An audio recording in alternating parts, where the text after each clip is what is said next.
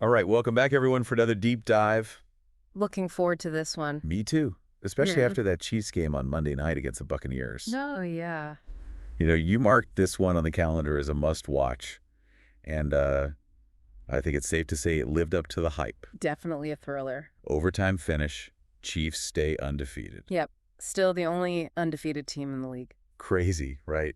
So much to unpack here. I'm glad we've got you here to help break it all down. Happy to be here. So, big picture, what were your initial takeaways from the game? You know, just reading through the play-by-play, you could really feel that back and forth energy. Yeah. Multiple lead changes, the Bucs tying it up in the final seconds. Oh, tough. It's really a testament to both teams that it even went to overtime. Right, it wasn't a runaway by any means. Not at all. And in fact, you flagged Mayfield's 71-yard drive that led to that tying score. Oh, absolutely. A lot of people are saying that's what kept them in the game. Yeah, I'd agree with that. What stood out to you about that drive? Well, first off, you have to consider the context, right? Okay. They were missing Evans and Godwin, their top two receivers. So for Mayfield to put together a drive like that, Pretty remarkable. it really is. And if you look a little deeper, you see that he really leaned into those short, quick passes during that drive, Interesting. targeting his tight ends and running backs in the flats, almost like he was specifically trying to exploit a weakness in the Chiefs' zone coverage. So some tactical maneuvering from Mayfield there. Exactly. But then, of course, on the other side, you've got Mahomes. Ah, yes. Mahomes. 34 out of 44 passes, 291 yards, 3 touchdowns. The man is a machine. It's unreal. And it's not just the stats. It's how he commands the field, how he controls the pace of the game. Well, and that's what I wanted to ask you about, actually. Go on. You mentioned you're curious about this maestro comparison people keep making about Mahomes. Yeah, I've been hearing that a lot. So what do you think? Is it accurate? I think it is. Watch the way he adjusts plays at the line, how he directs traffic pre-snap. It really is like he's conducting an orchestra. Wow, I like Getting that. the best out of each player on the field. And it seems like he's found a new first chair violinist in DeAndre Hopkins. Oh, for sure. I mean, the guy's only been with the Chiefs for, 2 weeks? Something like that. And he's already putting up these crazy numbers. 8 receptions, 86 yards, and 2 touchdowns? Yeah, it's remarkable how quickly they've developed that connection. That was my next question, actually. How is it that they've gelled so fast? I mean, Hopkins has always been a top receiver, but in Arizona? Well, his role was different, wasn't it? It was, yeah. In Arizona, he was the guy. Right, the primary target. Drawing double coverage constantly. But here in Kansas City, Yeah. he's benefiting from the attention that Kelce and the other weapons demand, meaning he often has more favorable matchups. So are you saying that he's actually exceeding expectations because the Chiefs system plays to his strengths even better than what we saw in Arizona? That's exactly what I'm saying. Wow, that's fascinating. Bad news for the rest of the league, though, right? Oh, absolutely. But let's not forget about that game-winning touchdown. Oh, right, of course. Kareem Hunt, 2-yard run. You highlighted this one in your notes. I did, because it felt like a statement. Hmm. So much of the talk around the Chiefs is about their passing game, and rightfully so, but to punch it in like that against a tough Bucs defense. Yeah, it shows they haven't abandoned the run game. Right. And that's important, especially as the season goes on. Why is that? Well, think about it. Defenses can't just key in on Mahomes if they know Hunt, Pacheco, and that offensive line can still grind out yards on the ground. So the Chiefs have this multi-dimensional attack, They do. and it seems like they're firing on all cylinders. They really are. But before we go full-on praise for the stars, you also had something in your notes about some unsung heroes Oh. who caught your eye. Well, in research you sent over, there was an article focusing on Andrew Wiley, the right tackle. It mentioned how he completely shut down Shaq Barrett, Interesting. who, for those who don't know, is one of the Bucs' best pass rushers. One of the best in the league, even. And I mean, Barrett has 0 sacks and only 1 tackle for a loss in the entire game, which is pretty unheard of for him. That's fascinating. We often forget about those one-on-one battles in the trenches. Right, they're easy to miss. Mahomes gets all the glory, but without that solid protection. Yeah, the whole offense crumbles. Exactly. It's like a house of cards. Perfect analogy. Take away one key piece and the whole thing falls apart.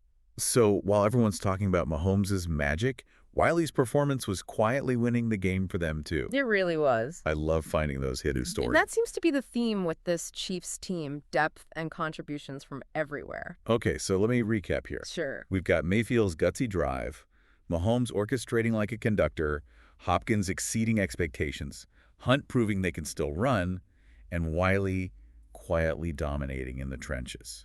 You're leaving out special teams. Oh, right. You're absolutely right. But yes, it was a multifaceted win, which makes it even more impressive. Exactly. And we're going to dive into special teams in just a bit.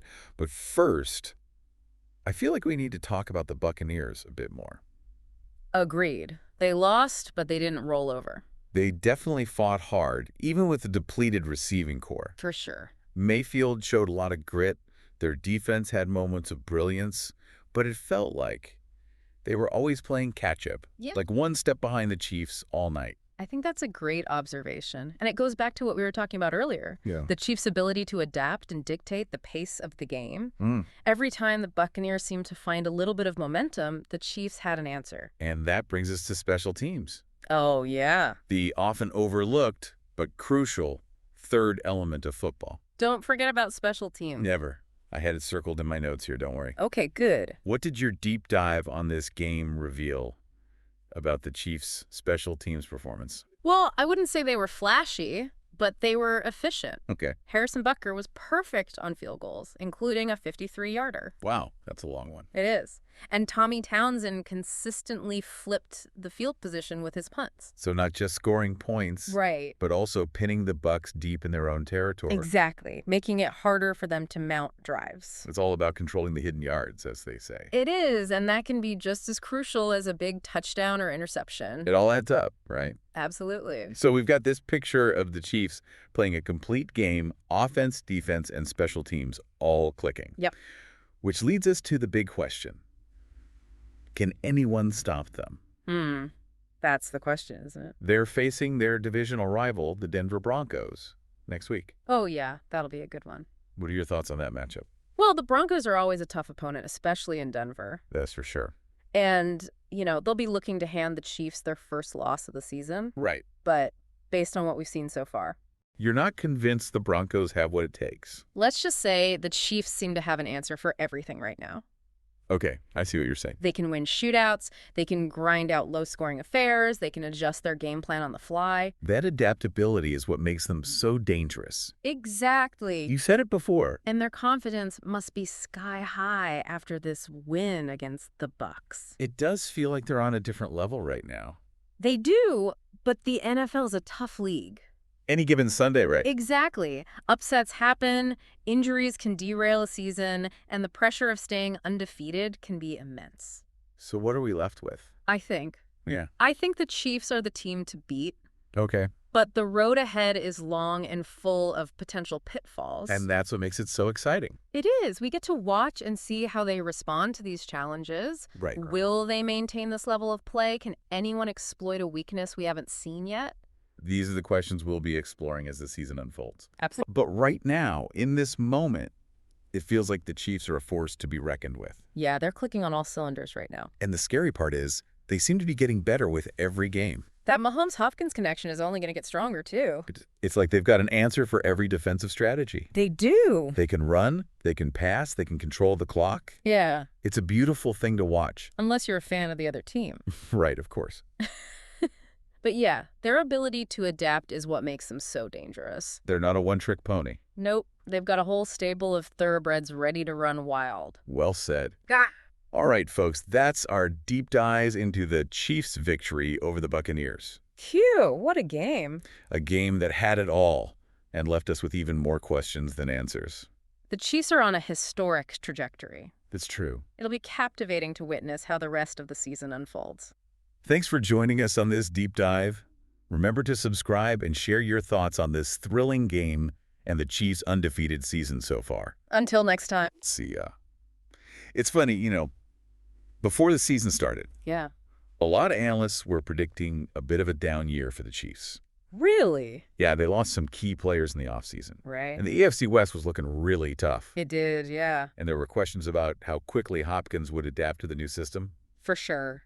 But so far, they've silenced all the doubters. They really have. And looking back at your notes here, you actually highlighted a quote from Andy Reid, Oh, yeah. the Chiefs head coach. We're not focused on the undefeated record.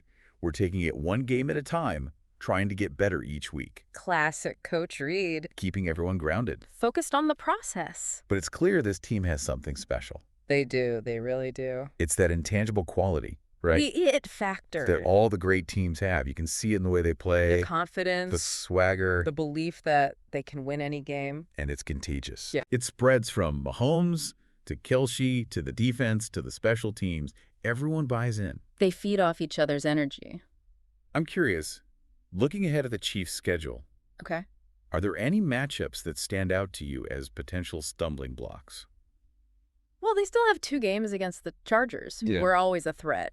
Always tough. And the Bills in the AFC East are looking really strong this year. They are, yeah. Those games will definitely be tests. So it's not going to be a cakewalk to an undefeated season. Definitely not. But even if they drop a game or two along the way, right? The goal is the Super Bowl. It is. And right now, they have to be considered one of the favorites. Absolutely. It's been a fascinating deep dive into this Chiefs team. It has been. And I feel like we've barely scratched the surface. So much more to uncover. They're a team that demands attention. For sure. A team that makes you want to watch every single snap. That's the mark of a truly great team. It is. They transcend the sport. Right. And become a cultural phenomenon. Well said. So to our listeners, what are your biggest takeaways from this Chiefs victory? Yeah, what surprised you? What intrigues you? Keep those questions in mind as you watch the rest of their season unfold, because we'll be back to break it all down. Until next time. Thanks for joining us.